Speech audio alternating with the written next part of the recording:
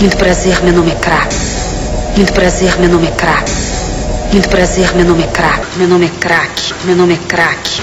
Ou outro. Meu nome é Crack. Crack, crack, crack. O crack causa paranoia, dor no peito, convulsões, lesões no cérebro, insuficiência renal, infarto e até a morte súbita.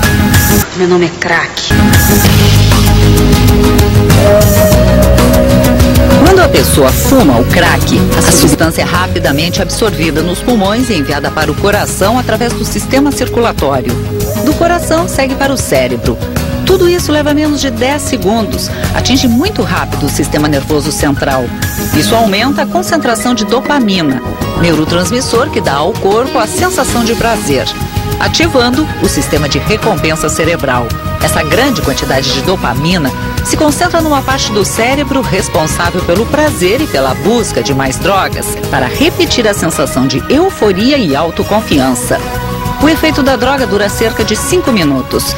E isso faz a pessoa voltar a fumar várias vezes, para ter mais alguns minutos de intenso prazer. Mas aí, eu já tô em outra. Ou outro. Meu nome é Crack.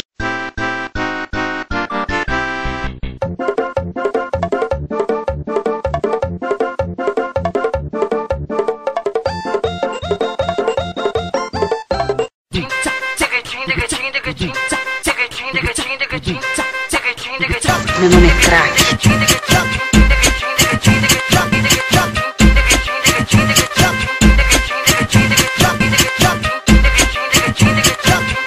Meu nome é Crack. Meu nome é Crack.